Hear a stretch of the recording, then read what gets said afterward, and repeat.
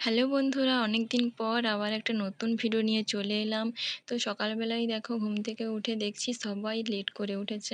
অন্যদিন আমি দেরিতে উঠি, আজকে সবাই আমার সাথে দেরিতে উঠেছে। উঠেই জল ধরার পর বাসন মেজে গলিটা ঝাঁট দিচ্ছিলাম। তো সকালের কাজ হয়ে যাওয়ার পর অনেক দিনের বড়ি কেনা হয়েছিল, ভাবলাম আজকে রোদে দিয়ে দেই।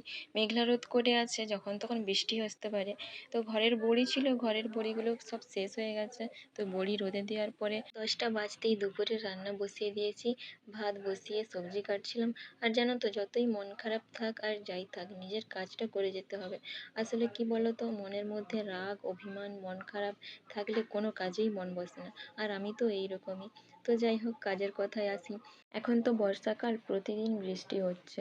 আর বৃষ্টি হলে আমি যেখানটায় রান্না করছি সেখানটায় প্রচুর জল পড়ে, তখন ভেতরে রান্না করতে হয়।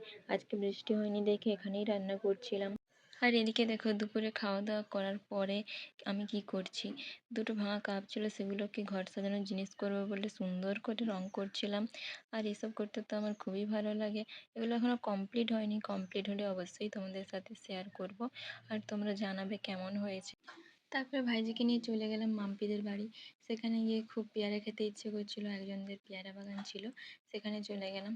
আর এদিকে এই পুকুরটা দেখতে পাচ্ছ, এই পুকুরে আগে অনেক স্নান করতে আসতাম। তারপরে যাদের পেয়ারা বাগান তাদেরকে বলে আমরা পেয়ারা পাড়তে লেগে গেছি।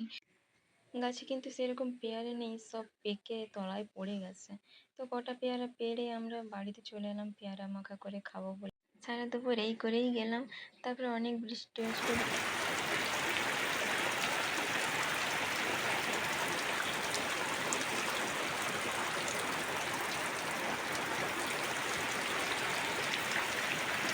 বৃষ্টির পরে ভাইঝিকে নিয়ে বেরিয়ে পড়লাম দোকান যাবো বলে। তখনও বৃষ্টি পড়ছিল গুঁড়ি গুঁড়ি। তারপরে এদিকে দেখো, রাস্তায় অনেক কাদা হয়ে গেছে। আর আমাকে তো এখন এই জলটা পেরিয়ে যেতে হবে।